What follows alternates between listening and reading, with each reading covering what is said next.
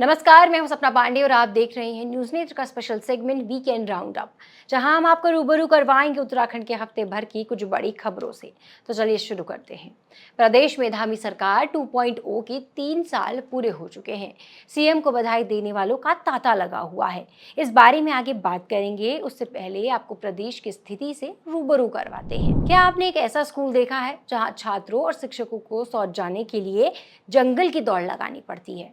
ये जानने के लिए आपको ज्यादा दूर नहीं जाना पड़ेगा। इस विकासशील उत्तराखंड का ये विकसित सरकारी स्कूल आपको राजधानी देहरादून के नाला पानी में ही देखने को मिल जाएगा, जो कि सचिवालय से मात्र 10 किलोमीटर की ही दूरी पर है। स्वच्छ भारत अभियान ने बेशक दूरस्थ गांवों को भी खुले से शौच से आज़ादी दिला दी हो, लेकिन राजधानी की एक प्राथमिक विद्यालय के शिक्षकों और छात्रों के लिए भी अगर हम यह कह पाते तो ये कितनी खुशी की बात होती। यह समस्या 1 या 2 दिन की नहीं है, बल्कि पिछले 6 महीने से बनी हुई है। राजकीय प्राथमिक विद्यालय नाला पानी की मरम्मत के चलते यहाँ के 74 बच्चों व 4 शिक्षकों को इसी साल जनवरी में राजीव गांधी सेवा केंद्र में शिफ्ट किया गया था।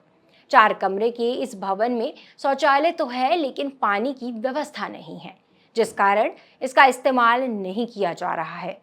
जो राज्य दूसरे शहरों और राज्यों को रात में रोशन कर रहा है, वहां के बच्चों के लिए बिजली का कनेक्शन भी नहीं है।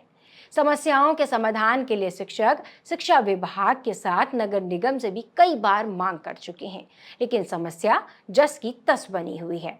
इन बच्चों की चुनौतियां यहीं खत्म नहीं होती।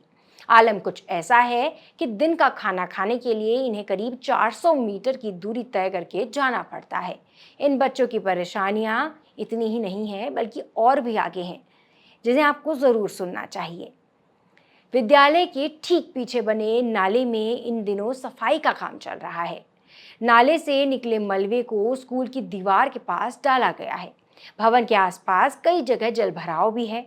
उधर सेवा केंद्र की बिजली बिल का भुगतान नहीं होने की वजह से भवन का कनेक्शन काट दिया गया है। इस पर मुख्य शिक्षा अधिकारी प्रदीप कुमार कहते हैं कि राजीव गांधी सेवा केंद्र में शौचालय और पानी की समस्या बड़ी है। स्कूल की नई बिल्डिंग बन रही है, इसका निर्माण कार्य अंतिम चरण पर है। इसमें अभी तक सभी सुविधाएं उपलब्ध हैं। बच्चों को जल्द से जल्द नई बिल्डिंग में शिफ्ट किया जा सकेगा। इस पर हमारा पूरा फोकस है। विचार करने लायक बात है, विचार जरूर कीजिएगा कि जिस डबल इंजन की सरकार के पास पेड़ों को काट नई सड़कें बनाने का समय तो है, वो 6 महीनों में एक स्कूल खड़ा नहीं कर पाई है। चलिए अब बात करते हैं धामी सरकार के उस कार्यकाल की, जिसका जश्न पूरे प्रदेश में मनाया जा रहा है और खूब चर्चा हो रही है। चलिए सबसे पहले बात करेंगे धामी सरकार की उन उपलब्धियों की, जिन्होंने सीएम धामी को धाकड़ धामी की उपाधि दिला दी। यूनिफॉर्म सिविल कोड लागू कर धामी ने देश के पहले सीएम और पहले राज्य बनने का रिकॉर्ड बनाया, जहां यूसीसी लागू किया गया। नकल विरोधी कानून देश का सबसे सख्त कानून बनाया गया। लैंड जिहाद के खिलाफ प्रदेश में अभियान भी चलाया गया, जो कि धामी सरकार ने खूब जोरों शोरों से प्रमोट किया।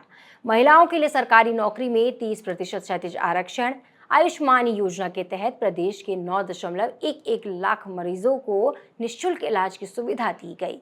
तो वहीं खेल और खिलाड़ियों को प्रोत्साहित करने के लिए नई खेल नीति लागू की गई है।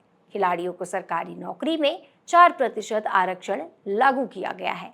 जॉलीग्रांट एयरपोर्ट से कई शहरों, देहरादून से अमृतसर, पंतनगर, गोवा, कुल्लू, पिथौरागढ़ के लिए हवाई सेवाओं को शुरू किया गया है।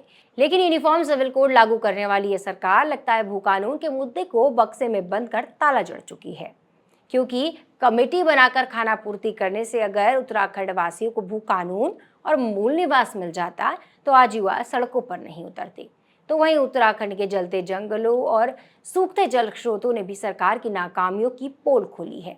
साथ ही साथ बेलगाम अफसरशाही, लगातार बढ़ते क्राइम का ग्राफ, प्राकृतिक आपदाओं और पहाड़ में लचर स्वास्थ्य व्यवस्थाएं, पहाड़ के बेरोजगार युवाओं का मैदानी क्षेत्रों में बढ़ता पलायन, देहरादून में जनता के जी का जंजाल बनी स्मार्ट सिटी योजना जैसी कुछ ऐसी असफलताएं भी धामी सरकार 2.0 के खाते में ही आती हैं, जिन्हें ना तो सरकार अपने 3 साल में पूरा कर पाई और ना ही अपने 3 साल के इस उत्सव में खुद याद करना चाहेगी और ना ही चाहेगी कि उत्तराखंड की भोली भाली जनता इसे याद करे। इसी के साथ आज का ये वीकेंड राउंड अप यहीं पूरा होता है। अगले हफ्ते फिर मिलूंगी कुछ इम्पैक्टफुल खबरों की समीक्षा के साथ। तब तक के लिए देखते रहिए न्यूज़ नेत्र।